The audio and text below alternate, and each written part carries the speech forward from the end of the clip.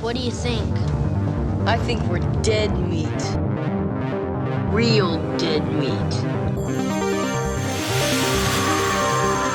You dead meat! Go ahead and laugh, you guys. If I ever find a little bastards that did this, they're dead meat. Welcome to the Dead Meat Podcast, an extension of the YouTube channel Dead Meat. I'm James. I'm Chelsea, and we're engaged, and we like to get scared together. Guys, we mentioned this last week, but this week we have Brea Grant on with us, writer-director of maybe my favorite horror from last year, like definitely one of my favorites. You guys know I've talked this movie up, and you could all, if she doesn't believe us, you can tell her that we did before we knew we were going to interview her. I promise I'm not just saying it. Hi, how are you? Good, how are you? Good.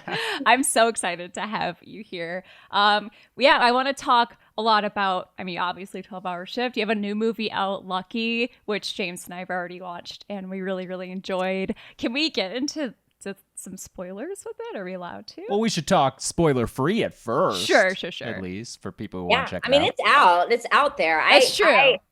I'm the biggest spoiler person in the world. I spoil things, so I try to not, but it's very hard not to. Yeah. Yeah, Lucky just came out last week on Shudder, one of our favorite services, and it's a movie that you, I thought co-wrote, but no, you just wrote it, right? I just wrote it, me, yeah. Cool, and then also star in it. Yeah.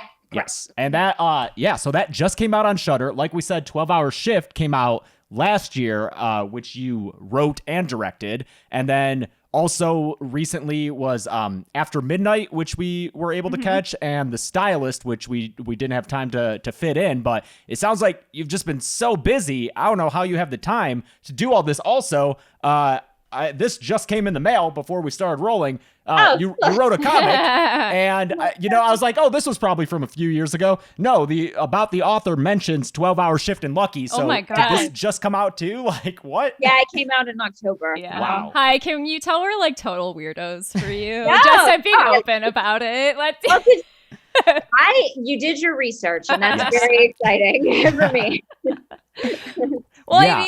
I just, the first thing I'd seen of yours was 12-Hour Shift, and I instantly was just, I just wanted to see anything else you had done, because that movie was just it hit like such a specific spot for me, and I talk about that when we did our kind of like mini review of it, but I'm curious what your influences were for that and in general, because that movie has just such a very, it's like so specific, but it just, I don't know, I got it. I felt like it clicked for me. Yeah. I was listening to an interview with someone the other day, and they were talking about who was it? I think it was Paris. I think it was the director of Parasite. It was somebody, I can't remember who it was, but he was talking, they were like, your movies are weird tonally. And he was like, that's just who I am, and I don't mean to do that. And I think that's sort of the case with me too. People kept asking me, they were like, oh, it's very Coen Brothers-esque. And I was like, I do like the Coen Brothers. I think they're great. I would never be able, I haven't seen all of their movies by any stretch of the imagination. And I don't even know if I could tell you which one was my favorite. Although since then I've revisited a lot to see, I was like, did these influence me more than I think? And they probably did.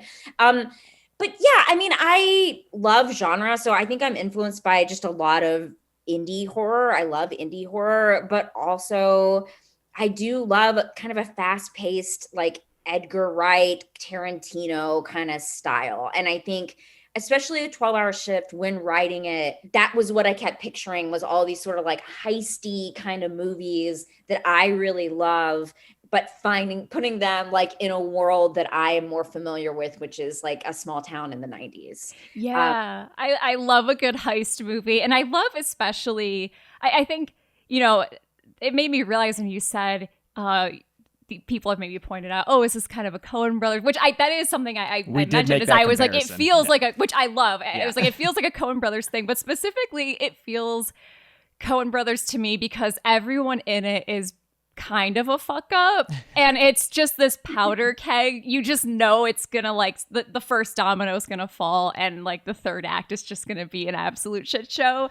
But I wonder if it's we so seldom see movies where women get to be fuck ups that I wonder if it's when that happens, people just are oh, it's blank, this other director, because it's like, no, I think it's just women are fuck ups and we just actually don't get to see it that often. It's not that, Totally. I mean, for sure. I mean, I'm a fuck up. So I think I enjoy writing a fuck up character. I think that is my favorite kind of characters are these sort of like naive fuck ups. You're like, I didn't even know I was messing up. That is like a funny premise to me always, like no matter what scenario it's in. But no, you're totally right. I mean, my little feminist mission for sure in this was, in order to have movies that are about women, that are, all kinds of movies about women, which is what we need women with flaws. And I definitely wrote characters with flaws in this movie and in Lucky.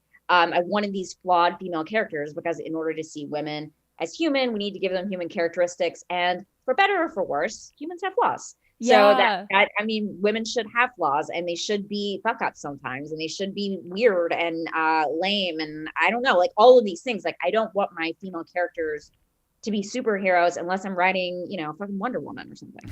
Yeah, that's what really resonated with me. And that's why I think I liked it so much is it's like, you don't get to see that often where it's like now we're in this weird kind of zone where we're all very aware of, we need to have more women in film, but women always have to be good for some reason. Like it's this weird hang up we have where it must always be positive representations of women. And to me, that's like, that doesn't really speak to me. It's patronizing. It is. I find it very patronizing. And I think of movies I love, like you love Tarantino also. Tarantino's maybe my favorite director and all of his cast. And he does have a lot of amazing women in his films, but his characters are all deeply flawed and weird and it's like so are women. We're just people and and there's room for all of it. That's what's so I mean that's kind of where I hope we're getting to. I don't think we're there yet, but there's room for all kinds of women in movies. You can have these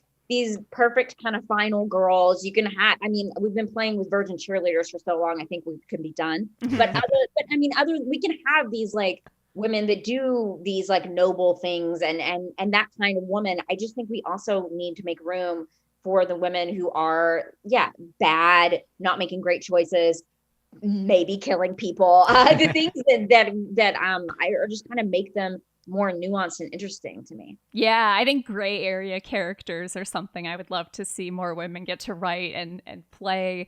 Because it is weird how that kind of unintentionally we've made another type of like, Madonna horror kind of dynamic with this like attempt to like, no, we need more women in film, but they must always be good or else it's bad.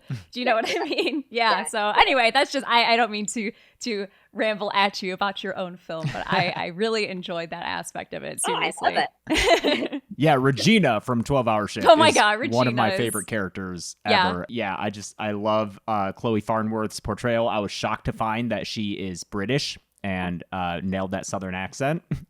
What a blessing she is. There is real joy. I will say like the nicest person. I found her, I mean, like she auditioned for the role and she just brought something to it. I think on the page, the role was quite dark and very, it was like she was a jerk on the page, and Chloe came in with such conviction that she was doing what was right. And like the character never judged herself. And when she did that, I was like, oh my God, that's not what I was picturing, but it's the exact thing we need for this character. And she just, y'all should have her on. She's so lovely. She's just the nicest person in the world. And the kind of person who like, it's her day off. She still shows up to set because she just kind of likes being around people. Like just, oh my God.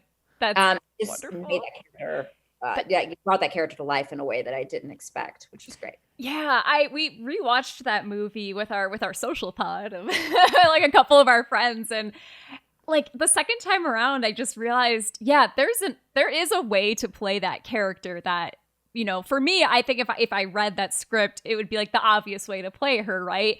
And then that whole movie, I was so aware that the choices she's making are just so wild that it's like truly special that she found that version of that character. Because I think that wouldn't just come naturally from, that like a heist. It's like, or a horror, especially. You kind of want her to be a, maybe, like more aware of what she's doing or more of an outright villain. She's like an unintentional villain, which I think is so funny.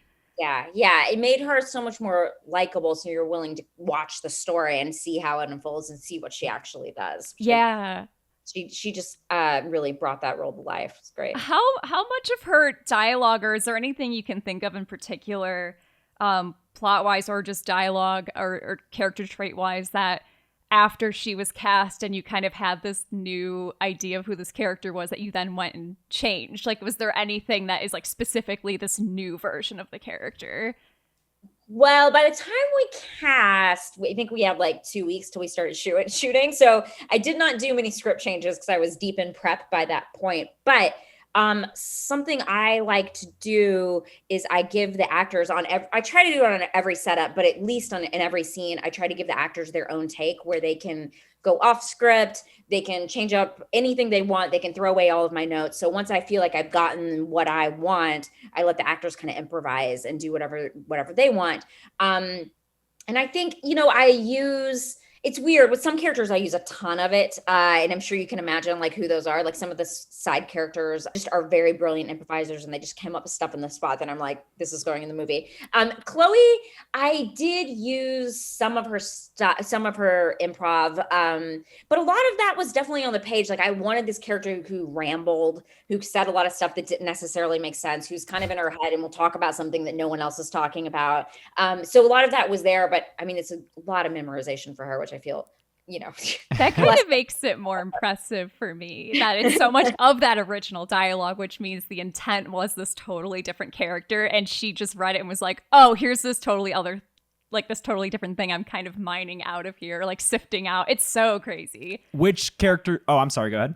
Oh, I was just saying, I think, when actors, I mean, coming from an acting background, they always tell you like, bring yourself to the role. And like, I never understood what that meant. Like it always like but this role is not me. So how the hell am I supposed to do that?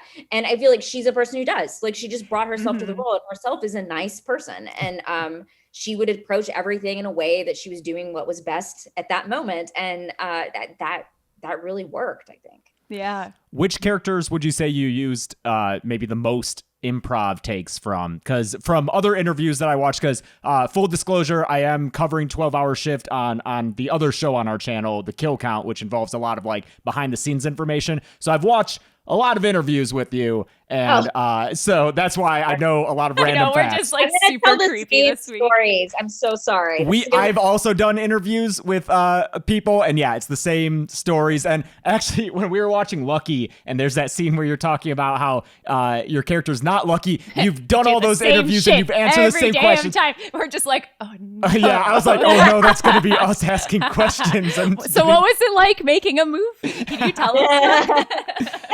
But in my research, I would guess maybe Nakia Gamby-Turner, who plays Karen, or because I use a lot of her improv. I also Tom DeTrenis, who plays Mr. Kent. Thank you. God. What is this movie? Who wrote it?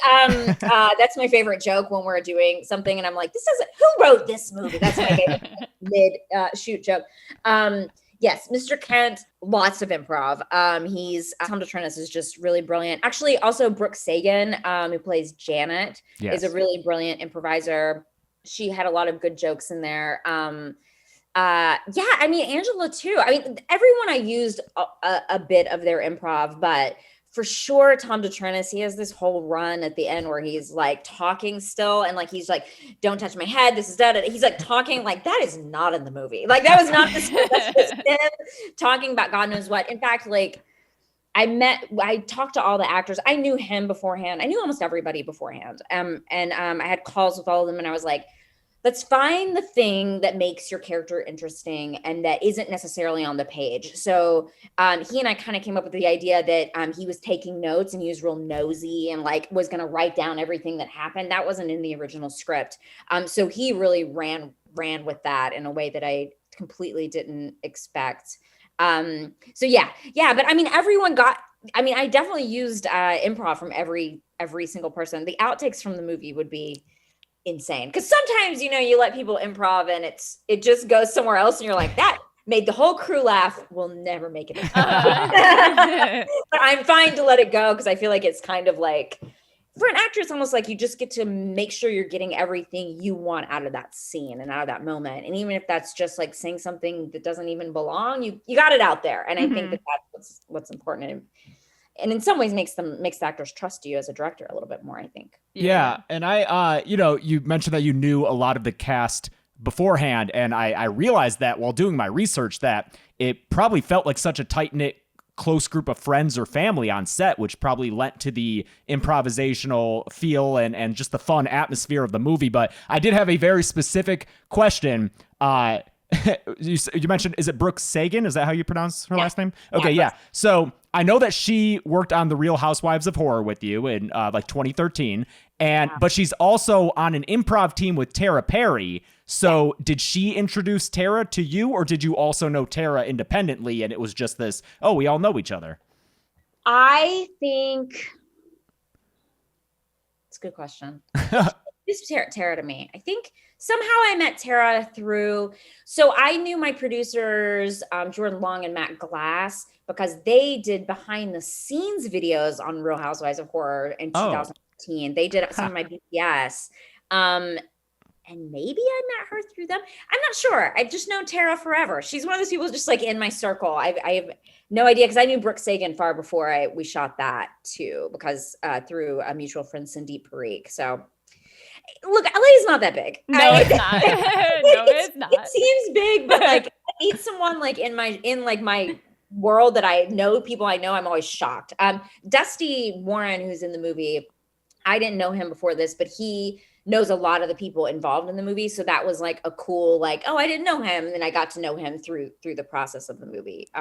So, you meet new people, but most people, you kind of have some sense of them already. Yeah. And I saw that that group of people is also working on Ghosts of the Ozarks with David Arquette attached again. And I saw that he managed to get another wrestler involved in that movie, because I was looking at the casting and I was like, that guy looks familiar, but I didn't recognize the name. It's Eric Rowan, previously from the WWE, now AEW. Yeah. But I just have to assume that David got him involved on that because he's responsible for Mick Foley being in 12 Hour We're Shift, wrestling right? fans, if you Yes, he is responsible for Mick Foley being in 12 Hour Shift. And I have to ask how. What was it like? Yeah, because he's my favorite wrestler of all time from when I watched as like a 9-year-old. Listen, I don't know hardly anything about wrestling. So when they were like, what wrestler do you want? It was the one I can name. That's not David. But yeah, he was lovely. He was only on set for a day, flew out just for that day. And he shot, there's this end piece in the movie where he's walking into the hospital at the very end. And we shot that first. And people showed up. I don't know how people find this stuff out, but they found out he was there. They showed up with a bunch of books. So he just signed a bunch of stuff. And then in the next location, he signed a bunch of stuff. He was just like completely lovely. So nice. I can't say enough good things about him. And he had a really funny improv bit with Chloe that was very hilarious. It didn't make it in the movie because it would have made that scene entirely too funny and silly. But I 100% would love to make him do something again for me, because I feel like I forced him to do this bad guy role, which is not really who he is. And I would love to write something nice for him. He was great, though. He kind of nailed that thing where I talked about on our podcast before, where I think John Goodman has this amazing ability to feel, he's like the cuddliest man, but he can be so scary. Yeah. And Mick Foley, I think, can nail that, which that's surprising to me. I feel like even when he's a bad guy in wrestling, quote unquote, he's still kind of cuddly. Like Mankind is kind of, he's like Leatherface. Yeah, for sure. I mean, God, Mick Foley should play like a slasher. Right. It'd be so good. Wow, let's pitch that. You want to trademark that and pitch that, right? Yes. Absolutely. I mean, a Mankind movie would be amazing. Yeah. Right there, yeah. With Mr. Sacco, and that'd be so great. Oh, Vince owns those rights. Oh, yeah, that's true. I know that we definitely want to talk about Lucky a bit, but if I'm able to, I wanted to ask about my first experience seeing you on screen was Rob Zombie's Halloween 2, which I know was a while ago now, but, you know, I covered that on my channel a few years ago. And, you know, by that point, that's like the 10th Halloween movie or something. So I was pretty much all Michael Myers out. And, but I do remember that, like, the scenes with Taylor and, it's Taylor Scout Compton, right? Scout Yes. Taylor. Or Scout Taylor, I'm sorry. Yes, thank you. Scout Taylor Compton and like her Laurie Strode and her new friends were one of my more favorite parts of those movies. And I actually saw you speaking on a panel at one of the Monster Paloozas, whether it was Son of Monster Palooza or Monster Palooza with Maybe at the Halloween conference. I've never done it might have been the Halloween. Yeah, actually, yeah, it was the Halloween 40 anniversary thing. And I was like, people don't like to hear this, but I have a lot of trouble with the conference I'm a little awkward in person, and I have trouble like signing things for hours. It makes me very, it takes a lot out of me. It's like the next day, it's like I have the flu. Like, it's like, it's very, I know I come across as an extrovert and I am not. So I'm I'm the exact same way. Yeah. But then you end up in these industries where this is what you have to do. But I did do the Halloween anniversary show. And this was not your question, but I have to say, I don't do those very often. And it was so awesome because I don't get to talk to people about Halloween 2 very much. And all these people showed up and they had like props from the movie. They had posters. Like they were like, you're the only person I don't have signed my poster. And I was like, it was such a joy because I don't get to talk about that one as much because I think it kind of gets shoved away in the Halloween canon a little bit. Yeah, that to me just really demonstrates the, like, I think very true fact that if you act in a horror movie or are involved in a horror movie, it doesn't even matter how small the role. Horror fans are just so loyal that there will be like horror fans that love you and remember you from like whatever random role you did. It's really special. Yeah. There's something like, now that you mention Rob Zombie and I'm thinking about like his, you know, Halloween and Halloween 2, the scenes in that with Laurie and her friends, and even kind of, I mean, the stuff with Michael and his family is a lot more heightened, but just this kind of like not clean suburbia and kind of run down suburbia. And I see a lot of that in 12-Hour Shift too, where we don't quite, you know, we don't get a ton of backstory on everyone, which I like, but we get just enough to kind of know, we get that the only reason that our main character is doing what she does is, you know, she's in dire straits. And it's like, there is this kind of, it's like, there's no sheen on that, you know, American setting. And I don't know, is that something that you are inspired by when you write, or is that something that means a lot to you? Or I mean, I'm definitely drawn to like dark scenarios, I think. I'm from a small town in the 90s that didn't, and a small, like somewhat rural place that didn't have a lot of money. And that's just a place that I really wanted to be able to capture in a movie. And I think when I first started writing 12-Hour Shift, I was like, I just want to write something that really represents like East Texas in the 90s, like where I'm from. It ended up being set in Arkansas because of tax incentives. But it was just important to me to kind of capture it because there isn't a lot of money there, but that doesn't mean it's not interesting. And there's no judgment on that. It's just like, this is where these people are. This woman, this is the beginning of the opioid crisis. She's addicted to opiates, like as what was happening at that time. And she doesn't have a lot of money, and neither do the people around her. And so they're doing what they have to do for the money. And I didn't want to have a lot of judgment about that because, you know, the 90s were a weird era. Yes, they were. Weird. I was just listening to a podcast yesterday about the weird dream era of the 90s and how we still haven't come to terms with how weird that 10 years was. I feel like everyone had their eyes closed. Yes, like it really was. Just like everything can only go up from here kind of thing. And yeah, I love that kind of, and that's the same thing that I feel like I noticed in Rob Zombie and couldn't quite, you know, you put words to what I was feeling, is just the lack of judgment. It's just portrayal without judgment. It feels very real and kind of lived, you know? Yeah, and that's something that I always talk about when I cover Rob Zombie movies. Is I know that he gets a lot of flack for like hellbillies and stuff. Yeah, like the hellbilly kind of aesthetic and the way the characters speak. And there are plenty in his movies that make me uncomfortable that I would prefer maybe not be included in those movies. But I always defend the portrayal of that type of character just because some people may not find them realistic, but when I watch those movies, and to an even greater extent, stuff like 12-Hour Shift, I see people who, like, we're from the Detroit area, but my neighborhood was south of Detroit, a little bit lower working class, and just like, I know people who speak like this, I know people who act like this, and I don't think that they should be invalidated by never having their stories told. So I really appreciate that he and other filmmakers like you are willing to go to bat and show those stories. Yeah, there's nothing about the characters of 12 Hour. I have learned to speak maybe a little differently, but I do think there's nothing about those characters that felt false to me as far as the way they spoke and the way I wrote them on the page. And fortunately for me, Angela Bettis is also from Texas, so she really got it. Tara Perry's from Arkansas. Yeah. Brooks from Louisiana, like a lot of those people are from those areas. And those that weren't really understood it and were also not judgmental of the characters. I mean, a conversation I had with Nikia early on is I was like, look, you're not doing anything, that it's maybe not the best, but I don't think you're doing something that you feel like is extremely wrong. And like, we can't come in and judge these characters for what they're doing, because that's not the movie I want to make. I want this. And I'm trying to make a fun movie. And for me as a person, I love escapist media. I love things that kind of like make the world bigger. And even though I was trying to set it in a place that I knew, I wanted it to feel, a little big in some ways, in the same way, a Tarantino movie kind of does. And these movies that kind of like take reality and then bend it. And so, we start at a place that's very realistic, and then we just kind of move into something different.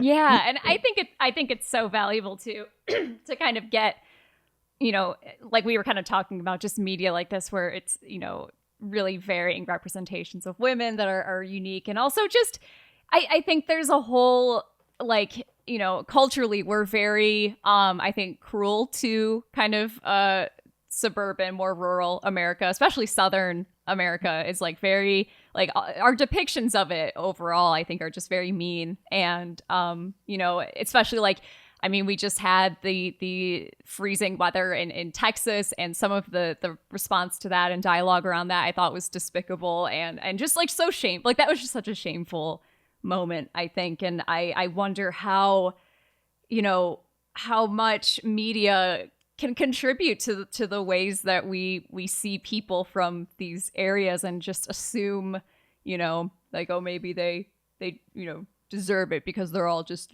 backwards and dumb. And it's, so seeing kind of layered characters that are from those areas and upbringing with like no judgment. I don't know. I just think that's such a valuable thing. And yeah. I mean, because look, growing up, like these were the women that I looked up to. These kind of like no nonsense, badass women who were like dealing with the problems of the 90s, dealing with maybe not having enough money, but like getting through the day, but also like having this like very like kind of fucked up sense of humor that I have definitely inherited. Obviously you saw the movie, but like it's kind of like there is like something really powerful and strong about these women that gets kind of denied in movies. I think you're totally right. Like we kind of overlook it for something that's bigger, which look, I also want to see a movie about like Ruth Bader Ginsburg. Like it's not like denial of that. I just think there is a strength here to these kind of women that I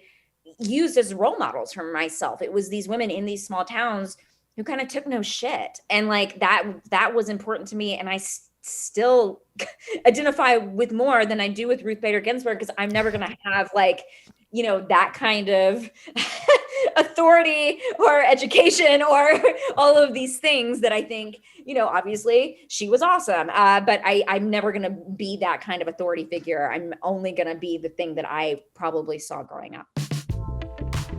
Hey, want to talk to you about our sponsor this week, BetterHelp. It's 2021. Let's be more open about our mental health. We're really proud to be sponsored by BetterHelp Online Therapy. I've actually been using BetterHelp for a little bit now, since before we got the sponsorship deal with them. Actually, I love it. I had been trying to figure out a solution for therapy for a while.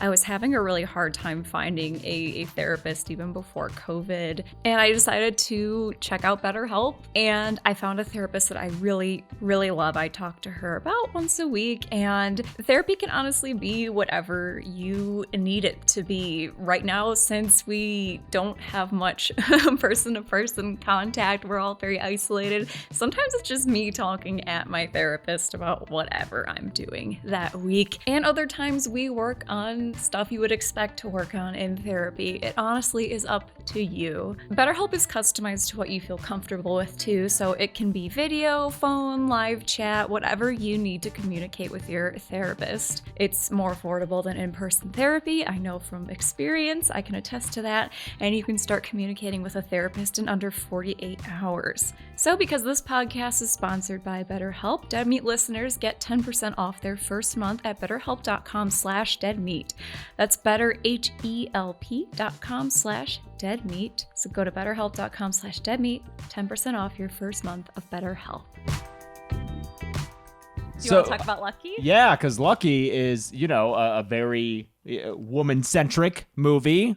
Because my takeaway from it, if we can, spoiler alert, if you haven't seen it, go check it out. Also, one of the other things I love about your movies is their efficiency. I hate when a movie is too long for no reason, and yours come in sub 90, and I'm like, I will always watch it. Yeah. I think 12-hour shift is longer than 90, isn't it? It's like 90. No, it's like 86, I think. Is it really? I think. No, I don't know. You know what? It's been a minute since I've seen it, because why would I watch my own movie over and over again? I feel like it's longer than that. The script for 12-hour shift was 130 pages. Holy crap. The script for Lucky was 90, maybe. Oh, wow. They're very different scripts for sure. But 12-hour shift is so dialogue heavy. So it's just I only cut one scene out of the final movie that we shot. But we shot everything else. It's just a movie that moves like that because of the dialogue, and you have Angela who talks fast and Chloe who talks fast and Nakia, and like between those it just like moves. They're like walking fast too. Like if Yeah, you have a scene where it's like the fast nurse walk. Yeah. Wait, can you say what scene you cut? Just as someone who's watched that movie many times now, I'm just so curious. Yeah, there's a scene. There's a scene. Well, this is so boring if you haven't seen the movie, but there's a scene after she finds out. They're like, go in and see the patient that you have, whose name is also escaping me, Mr. Collins. Thank you. Go see Mr. Collins. In between that, she actually goes outside and sells drugs to the skater kid who dies. Okay. A scene with the skater, and she's exchanging money. And then I moved some stuff around. I moved some stuff earlier. Any filmmaker will tell you, you have to get to the plot so much faster. And in the script, it's great. You see her sell the stuff. You see her whole life set up. And in the movie, it was just like, we just have to get to the story. Like, we will understand that she's probably selling these drugs at some point. Yeah. Also, one last question about 12-hour shift, just for my purposes in my coverage of it. The body in the morgue that Angela Bettis cuts the kidney out of, is that the same person who she sticks the morphine in earlier? Yeah. Okay, cool. That's what I thought. Yeah. Just want to make sure. That man is lovely. He's also in a scene where he's being pushed down the hallway in a gurney. He's one of the heads of the local bank there. Amazing. Is that when she's like swiping the morphine and she sees them? Yeah. Okay. I think so. And he loves The Walking Dead, and he was like, I want to be a dead body in this movie. And we were like, well, we got a dead body scene, but you got to be buck naked, and we're gonna shoot you naked. And he was like, I'm down. And so his wife came and sat next to me the whole day, and I feel bad. I mean, he'd never done anything like that before, and covered in fake blood, that is not fun. And he's not a hairless man. And so it was a lot, but he, bless him. He was so nice and so cool about it. And his wife was just like laughing the whole time. It was so great. bless lovely people. Arkansas. And he's come 3 different days because he shot like he's in it several times, so we could like kind of establish him. But yeah, Wow, on set more than Mick Foley. We Wow. have no choice but to stan, I think. Amazing. his name's Alan. You should stan Alan. Yes, Alan.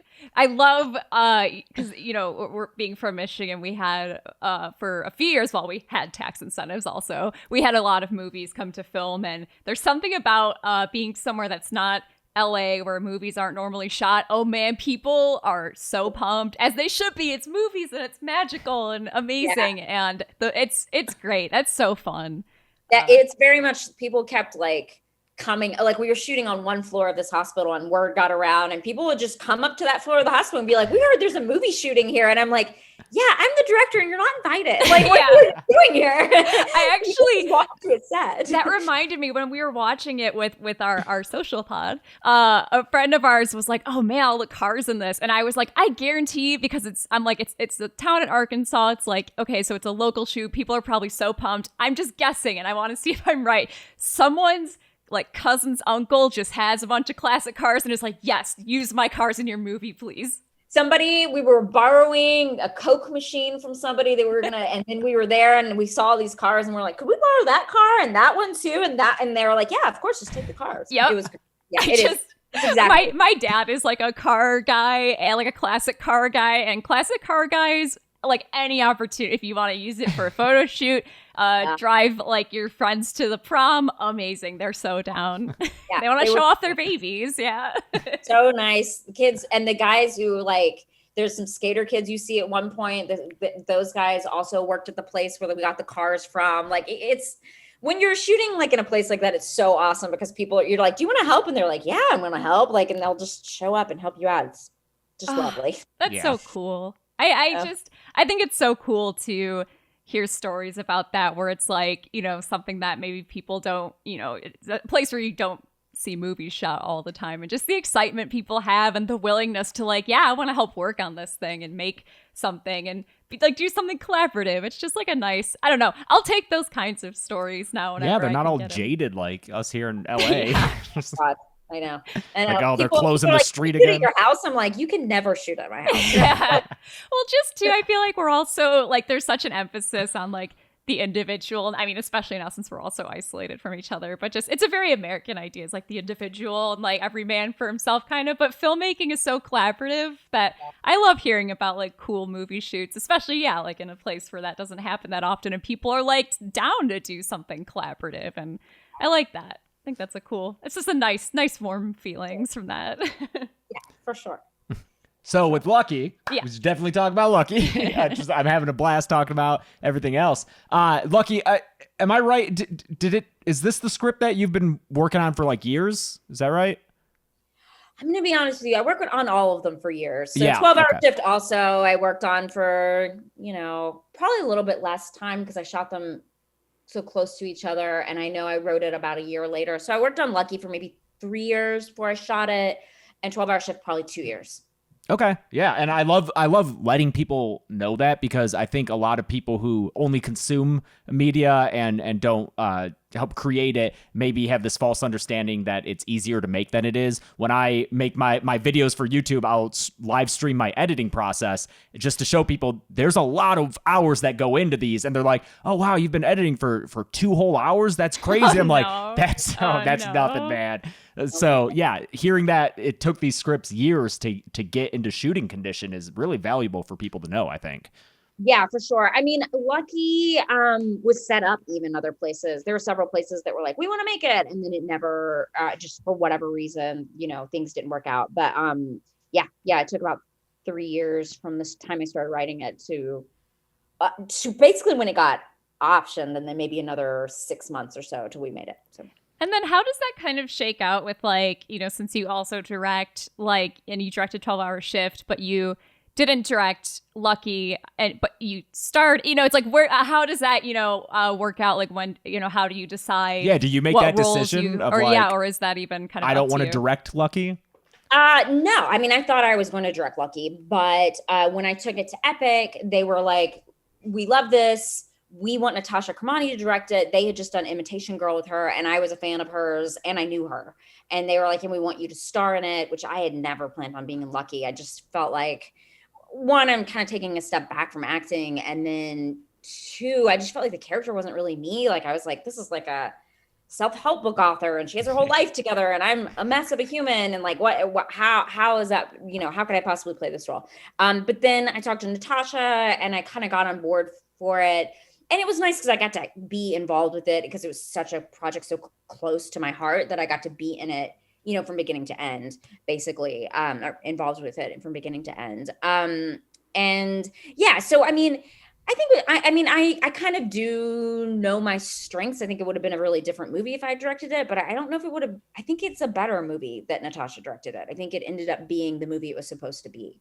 There's a lot going on in that movie. A lot of stuff from my personal life, a lot of stuff that I felt like I was kind of using. It's in part a catharsis for me, but also kind of exploring, all the different ways in which women have to deal with violence and the way that women react to it, which is not necessarily good all the time. And I kind of wanted to make an unclean movie, like a movie that didn't have a very clean slasher ending. The like, and here's what happens, and then she saves the day, and here's the slasher, and he's this guy, and here's his story. It turns out he was killed in by a camp counselor or something. I was like, I'm not interested in that story. I'm interested in like this woman's story and how she relates to this sort of slasher narrative. And obviously, like, I didn't even think of it as a slasher. Natasha keeps calling it that it wears a slasher skin, which I think is kind of perfect. But yeah, I was going surreal with all of the knowledge that I have about horror movies, which I love. So, playing with the genre itself was really part of what I wanted to do. Yeah, it feels like watching someone's dream in real time. Like, it feels like you plugged something into someone's head, and it's just like watching their dream. Because, like, it just, like, the time is weird, and my favorite shot, and one that made both of us go, oh, ew, when we saw it, that's like, whenever I'm like, I get super creeped out for some reason, I just, my gut reaction is I always go, ew, and I don't even do it on purpose, is when you're like in the mirror, and the mirror in the back doesn't match for a second. Yeah. Ew, it just was, like, and then it ended, and I was like, did that really happen? It was so deeply upsetting. Yeah, well, so Natasha, I mean, this is something we talk about quite a bit, where the movie starts and it's normal. It's normal. But the more we get into it, the more it is subjectively May's movie. It's May's perspective, and the world is fracturing around her. And that was just, Natasha knew we wanted to play with this broken glass, which is like in the script, like at the beginning and in the movie, but like mirror sort of motif. So that's why there's so many like mirror references and things happening like in reflections and the glass and all that kind of stuff, because we're talking about breaking reality as we know it. Yeah, it kind of reminded me of the idea of like because I mean the movie is about luck, and it's called Lucky, but just the idea, she says I'm not lucky, she gets like, oh, you got attacked but you escaped, like you're so lucky. And I think all of the mirrors and different reflections are just the different versions of someone in like another, reality where it's like they weren't lucky, and it just kind of, reminds me of how if you live life, let's say, as a woman, and you nothing like that ever happens to you, or you aren't a victim in some way, that it is like a weird kind of luck and you see that as luck, but in reality it's like you just happen to be the one where you made it out, and it's fucked up that that's lucky instead of just normal, if you never experience an assault or harassment, like you're really lucky, like that's so messed up. And I feel like the movie is obviously really surreal, and I feel just a big metaphor at times, and like the end, my takeaway was like it's just like you never know which guy in your life could be a dangerous one, and I think the fact that it ties so much back to like the parking structure really just made me like that's an unsafe place, or at least it feels like one to many women. Yeah, I mean, it's fun. That actually was a later script edition. There was a parking garage moment, and then I never came back to it, and at some point I was like, oh, the story was very specifically May's story, and you never saw the other women for so long in many versions of the script. And then at some point I was like, oh, what this is the world. We have to show that this isn't just happening to May, it's happening in the world, and we're better else to place that than in the parking garage. Yeah. I mean, I would say the lucky, we went through so many names for this movie because it was always called Lucky, but it's not Googleable. It's not easy to find. Yeah. People, the distributor, I mean, Shudder was lovely about it, but you know, the production company was like, you're never going to be able to name it Lucky. It's just not going to happen. And we came up with a bunch of other names, and none of them quite fit, because I do think you can put it into so many different contexts that it's like she is lucky in some ways, right? Yeah. She you know, has this privileged life, and she has a place she can escape to, and she doesn't get killed. Like, these are like, actually, it is just luck at that point. It's not like she did anything correct. She's trying to do what she knows how to do, but it doesn't necessarily mean she did it correctly. So, I mean, there are elements of luck to it, but then also there's, you know, obviously the satire of the word lucky. Mm-hmm. And for me, I mean, one of the things I pulled from was a few years ago when I was writing the script, I got robbed. And I know I'm laughing about it. I got robbed. Yeah, I'm so sorry. Yeah, no. And I had just dealt with, and I was dealing with a stalker, which is where this story really came from. But after getting robbed, I called the police, and I got out of my car. I got robbed, and they were like, "Well, you're just lucky they didn't rape you." And I was like, I got robbed. I'm not lucky. Like, You're right. Like, it's still not cool. I mean, but in some ways, I mean, he's not wrong. It's just like what a world. What a world where that is a statement that you make to a person, Right. and normal. That's a normal statement that you might hear. And I'm hearing from a lot of women who watch the movie, and they're like, yeah, these words have been said to me. Like, these things have been said to me. I also don't know any women who haven't felt like they were followed to their car at some point, or alone in a place that they shouldn't have been alone, even though the world should all be safe. Yeah, the idea too that like she is lucky in some way. Weirdly, I was just listening to this podcast about an experiment with like racehorse betting, where they had it was by this magician. I love Darren Brown. I end up bringing up Darren Brown all the time on this podcast, but he's such a great like psychological kind of experimenter, where he got a whole bunch of people and told them, I'm gonna I have this system for predicting racehorses, and what they did was they had one person in that group won. They predicted the right horse, and then they took that person and they put them in another group. And basically what happened was they ended up with one person who won every single one of these bets.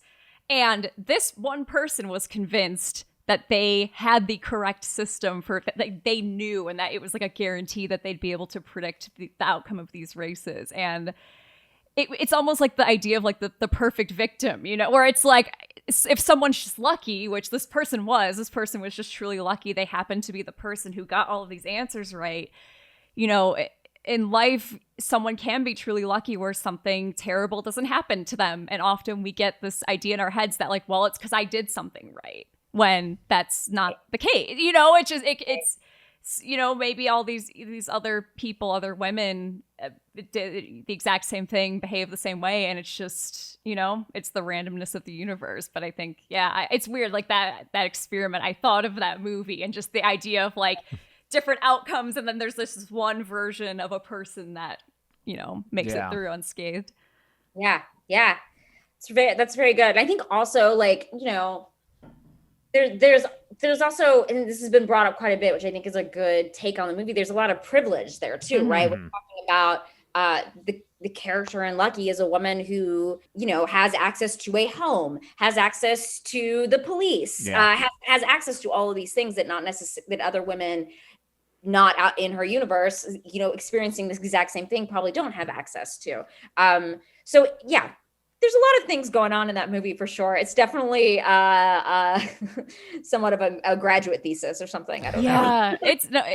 I do want to say it's wild that we've done a few interviews this weekend, and this is like the second interview where unprompted, and I feel okay saying this because she gave us permission to include her story in the podcast. And that's so our upcoming interview with a friend of the show, Katie Adkins, but she, you know, talked about an experience of hers that was absolutely harrowing to listen to and extremely scary. And that, I don't know, it's just crazy how the two interviews we've just done with women is like, here's this like fucked up story about being a woman. It's like, yeah, wild times living life as a woman. It's, yeah. What a weird world. Yeah, but I mean, that's, I think why horror is so cathartic, and being able to make stuff where it's like almost a portrayal of that, you know, it's like a weird exposure thing, or it feels more like reclaiming that kind of situation. Yeah. Horror is very very special in that way. I don't know if that's part of I'm assuming you're just like a horror fan in general. Sure, yeah. Yeah.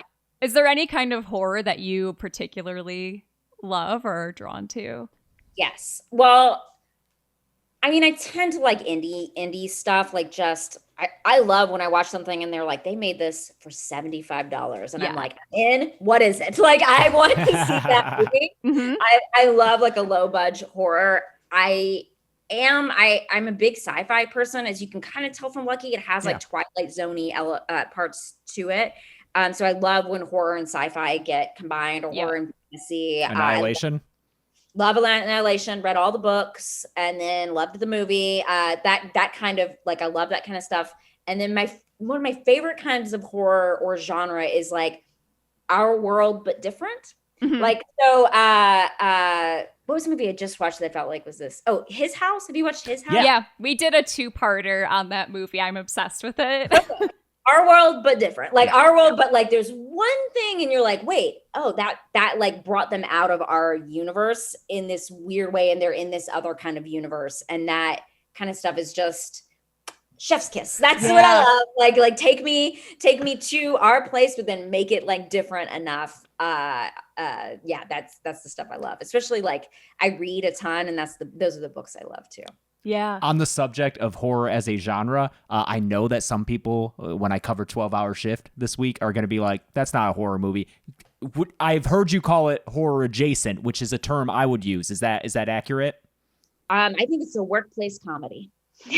Oh no, I was hoping to get a sound clip to stick in my episode and be like, take that, haters, and now I don't have that, but that's okay. No, you're right. It's horror adjacent for sure. I mean, it is. I called it a nursploitation for a while. Yes. I tend to make these things that are not, they don't fall neatly into genre, neither does into horror, neither does Lucky. I think it's a horror movie. I think the nice thing about horror audiences is that they, and we, I'll include myself, are open to things that are not straightforward horror. It's not a straightforward slasher. I think people love it. I think that taking genre elements and putting them into other things, that's something I love as well. I love horror comedy. I love things that just take horror elements and throw them into other stuff. And I think horror audiences are always open to it.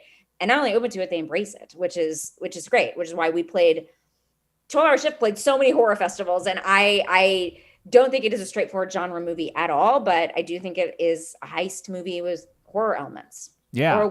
Or a workplace comedy. And with horror comedies, I was actually, with Lucky, I was kind of thinking of like the Happy Death Day movies. Lucky is almost like a serious spin on, it's like taking a high concept kind of sci-fi fantasy element, but like where those are comedy, this is more serious. Yeah. I also think Lucky is a little bit of a satire. I mean, that's kind of what I was going for in the writing. And I think that's what Natasha's goal was as well. So yeah, it's like a satire of a slasher almost. And as far as the name goes, you had to have had this thought, but for me, it was so interesting that the movie's called Lucky and the main character is named May.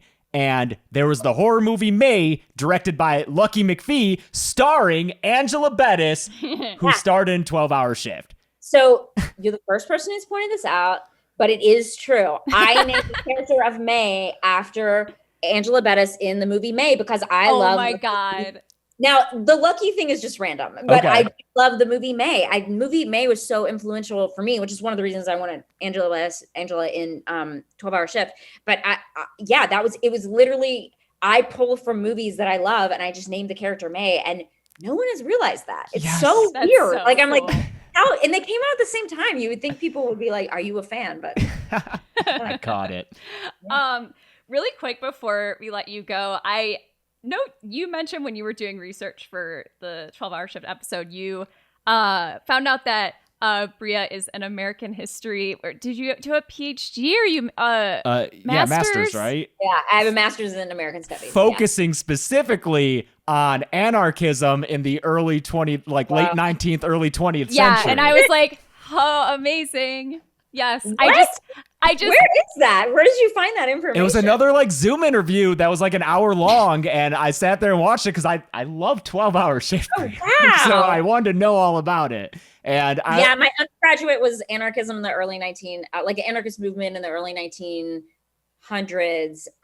late 1800s, early 1900s, and then my master's was focused more on pop culture. But yes, okay. Oh, weird. Well, we're also huge history fans, so I mean, we cover appealed. tons of, especially American history, on the podcast because horror and American history is just so like, you know, you can learn so much. Like people, we did an episode on Texas Chainsaw Massacre, and they weren't expecting to hear me talk about the oil crisis in the 70s for like an hour, but that's what you get when you sign up for this podcast. It's my dream to do like an alternate history kind of my God. horror thing.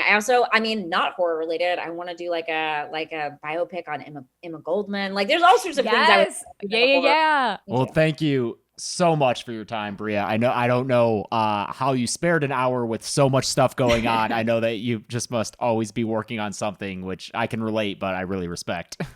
Thanks. Thank you. Yeah. It was excellent talking to you, and everyone should definitely check out Lucky, available on Shudder. 12-Hour Shift is, I think, on Hulu currently. Yep. Right. Or just buy the Blu-rays like I do, because does that help you, right? No. I don't know. Pirate every movie. Listen, any word of mouth helps. So this is so helpful.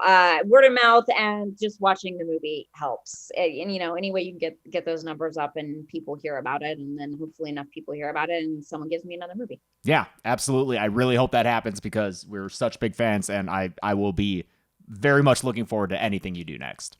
Thank you. Appreciate that. So thanks a lot for your time, Brea. I really appreciate it. Now I get to edit this and just watch both of us be the Chris Farley show. Yeah, like the remember entire time. that time you remember that movie? time you had Mick Foley in your movie? Oh man, yes. She's wonderful. Go check out her stuff, and you can also check out our stuff, like at Dead Meat James on Twitter and Instagram. And I'm at Carebeck, CareBucc on Twitter and Instagram. Yeah, email deadmeatpod@gmail.com with whatever you so desire, as long as it's not mean stuff. Don't do that. And I don't know what order these episodes are coming out here's in. Here's the deal. So, okay, this is coming out. This is out now. That makes no sense. Next week, I want to start our March Madness episodes. We're going to do 2. So we're going to do a March Madness 1 with all our horror villains. And we'll just have them fight each other. I always kind of try and think of like a different gimmick for it, but no, I just want to make horror villains fight. That's what you guys want too, I feel like. Week after that, we will do... We have an interview. We have 2 other interviews. I was going to say, we'll be an interview. It'll either be Katie Atkins from Too Many Cooks. We finally are going to cover Too Many Cooks in the podcast. That was a great interview. We talk all things Too Many Cooks and beyond. We also learn about how best to play a dead body in a movie, because apparently Katie's played many dead bodies on film, so we got all kinds of tips and tricks from her. It was fascinating. And then our other interview is with Spencer Charnas from Ice Nine Kills, and so we talk about metal and how we're gonna make a Psycho 98 song together. Yeah, he brought it up first, and my soul ascended to heaven. And then we'll do a second Murder March Madness. Yes, between those 2 interviews will be March Madness Part 2, which will be, I think, like horror non-villains, like protagonists and maybe even weird secondary characters that aren't the villain. Basically, like just the kind of grab bag of villains that aren't the main, or a grab bag of characters that aren't the main villain. Yeah. We'll get weird with it. So that'll be fun.